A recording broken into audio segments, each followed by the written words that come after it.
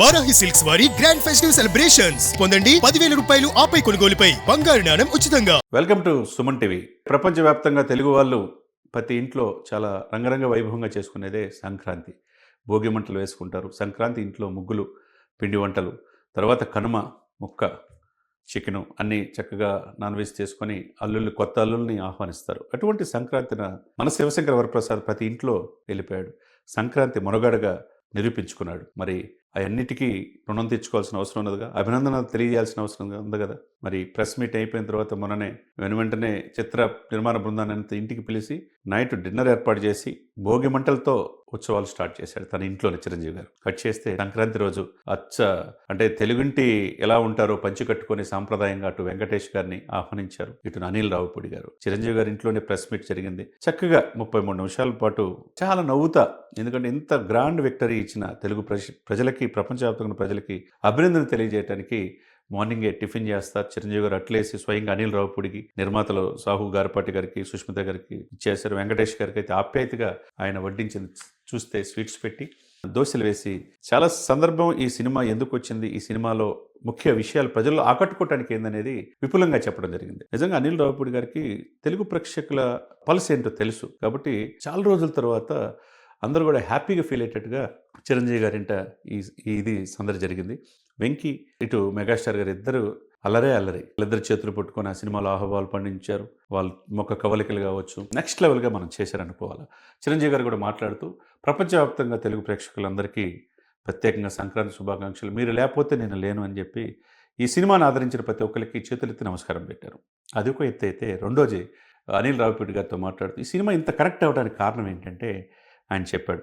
అంటే తన తల్లి పాత్రలు నటించిన ఆమె నయనతారతో కలిసినప్పుడు, అమ్మ ఏంటి పరిస్థితి అని చెప్పేసి అడుగుతారేమో మీ కుమారుడు గురించి అని చెప్పి అనుకుంటే అడగలేదంటే, అమ్మ లేదమ్మా, భార్యాభర్తల మధ్య థర్డ్ పర్సన్ ఎవరు రాకూడదు, ఇంక్లూడింగ్ నేనుతో సహా. అంటే ఆమె చూడండి, ఏదో పచ్చడి ఇచ్చి ఆమె ఆ ఇచ్చిన కాఫీ తీసుకుని తాగుతా, భార్యాభర్తలు ఎలా ఉండాలి, మీకు తోబుట్టిన తల్లిదండ్రుల పట్ల ఎలా ఉండాలో, ఆ రక్తం కాదు కదా బయట నుంచి వచ్చిన భర్త, ఆ విధంగా వేరియేషన్స్ ఉంటే ఏమవుతుంది, మీరు మీ వల్ల పిల్లలు ఎందుకు ఇబ్బంది పడాలి, ఒక్కసారి ఆలోచించుకోమని ఆమె అడిగితే కానీ చెప్పలా. అది బాగా కనెక్ట్ అయిందనేది చిరంజీవి గారు చెప్పారు. విడాకులు తీసుకుందాం అనుకున్న సమయంలో నా సందర్భంగా గుర్తొచ్చింది. ఆలోచన కూడా 3 నెలల క్రితం అనుకున్నది కూడా ఈ సినిమా చూసిన తర్వాత చాలామంది మార్పు వస్తుంది, ఇది కనెక్ట్ అయింది, ఫ్యామిలీస్కి కనెక్ట్ అయింది సినిమా అని చెప్పేసి చాలా చక్కగా చెప్పాడు. అదొక అయితే నెక్స్ట్ అన్ని సందర్భాల్లో వెంకటేష్ గారు, ఈయన వీళ్ళిద్దరు కలిసిన సమయం కావచ్చు, నయనతార చిరంజీవి గారి సందర్భం కావచ్చు, మాట్లాడకుండా మూగ సైకిల్తో అది పడవల్లో అటు కేరళ వెళ్ళినప్పుడు నయనతార చిరంజీవి గారి సంభాషణ కావచ్చు, ఆద్యంతం ఒక 5-10 నిమిషాలు తప్పితే సినిమా మొత్తం కూడా చిరంజీవి గారు కనపడ్డాడు. ఇవన్నీ కూడా పంచుకున్నారు.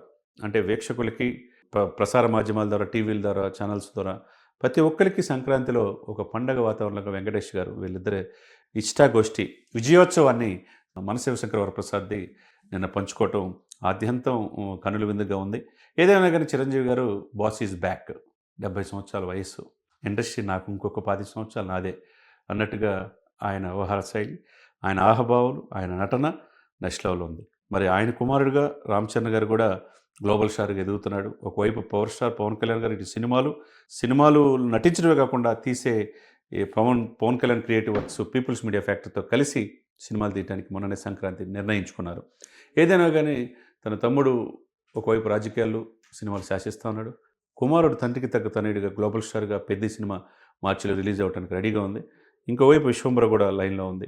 ఏదైనా కానీ మన శివశంకర వరప్రసాద్ నూతన సంవత్సరంలో సరికొత్త రికార్డులు 200 కోట్ల క్లబ్లోకి వెళ్ళి 500 కోట్ల క్లబ్లోకి దూసుకుపోతుంది, మనం అంతా చూస్తూ ఉన్నాం. మరి ఇది కావాలి, ఇటువంటి సినిమాలు రావాలి అని చెప్పేసి ఫ్యాన్స్ మధ్య వైషమ్యాలు ఉండకూడదు, హీరోల మధ్య విభేదాలు ఉండకూడదు. వెంకీ నేను ఎలా చేశామో అదేవిధంగా మిగతా హీరోలతో కూడా చేయాలని ఉంది. ఇది ఆహ్లాదకరమైన వాతావరణం ఉంటే బాగుంటుంది ఇండస్ట్రీకి అని చెప్పి చిరంజీవి గారు మంచి సలహా ఇచ్చారు. దీంతోపాటు ఒక మంచి శుభవార్త తెలియజేశారు. అనిల్ రావుపూడి గారు మంచి కథ రెడీ చేసుకో, ఫుల్ ఫ్లెడ్జ్డ్గా వెంకటేష్ నేను కలిసి చేస్తామని ఇద్దరు ఆ సందర్భంగా చెప్పటం తెలుగు ప్రజలందరూ కూడా ఎంతో ఆకర్షించింది.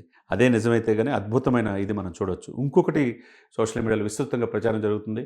అనిల్ రావుపూడి దర్శకత్వంలోనే నెక్స్ట్ సంక్రాంతికి ఒకవైపు రామ్ చరణ్ గారు గ్లోబల్ స్టార్, ఇంకోవైపు పవర్ స్టార్, ఇంకోవైపు చిరంజీవి గారు, ఈ ముగ్గురు కలిసి చేస్తే ఎట్లా ఉంటుంది అనేది కూడా చర్చ జరుగుతుంది. ఏదేమైనా కానీ సక్సెస్కి చిరునామాగా మారిన అనిల్ రావుపూడి ఎవరితో చేస్తాడో, ఎప్పుడు చేస్తాడో వేచి చూడాల్సిందే.